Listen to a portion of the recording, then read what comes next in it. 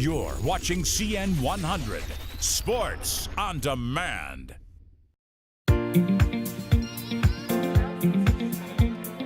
For CN 100 Sports, I'm Melissa Gamble in Bolingbrook at the National Beat Baseball Association's tournament.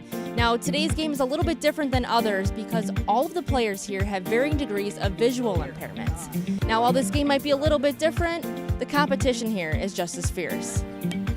We're in Bolingbrook, Illinois at the 17th annual Beat Baseball Bash. It's a beat baseball tournament put on by the Bolingbrook Lions in cooperation with the Bolingbrook Village and Park District. Our major focus has always been sight and hearing impaired, and so we've got involved in this tournament 17 years ago, and it just grew and grew and grew. And now it's the second biggest tournament besides the World Series. It's one of the most sought-after tournaments to come to. We fundraise, we do a lot of work behind the scenes, we have awards, and then we fundraise and we try and give them at least their entry fee to the World Series. We have teams from all over the country coming as far as Austin, Texas, New Jersey, Minnesota, Cleveland, St. Louis, a couple teams from Indy, all prepping for the World Series of beat ball. It's a great experience for people to get out. Having sports like these really help.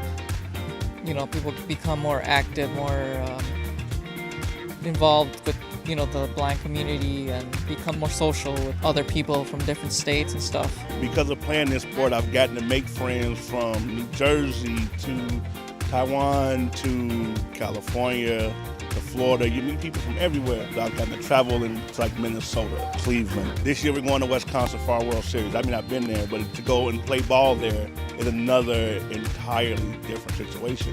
And then to be able to meet the people that I associate with outside of just being on the field every day is great. They're competitive as heck, and they will fight you tooth and nail for every inch and out and everything else, but they can get them off the field and they're friends.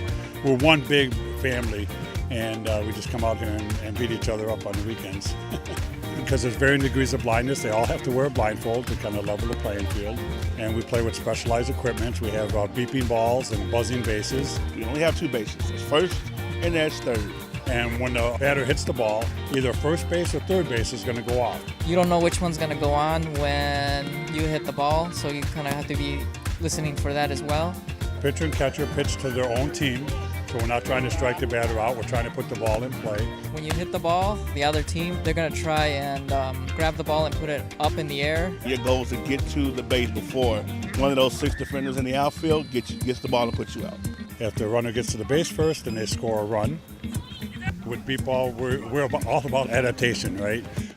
We've adapted the sport of baseball to suit the blind and visually impaired community, and they've always been taught, be careful, be safe, travel safely, and then we tell them, forget all that, put on a blindfold, run with total reckless abandon and tackle that base. It's like a feeling of freedom that they're able to just go out and run. Things that, as a sighted person, we take for granted. These guys are still athletes.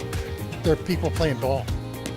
They don't feel they're disabled. They don't have any other handicaps, and they argue every call like anybody else. And they come out and they play hard, and it's great to be around. Now, as you can see, there are teams from all over the country here today, all hoping to bring that title home and head to the World Series. For CN 100 Sports, I'm Melissa Gamble. We'll see you next time.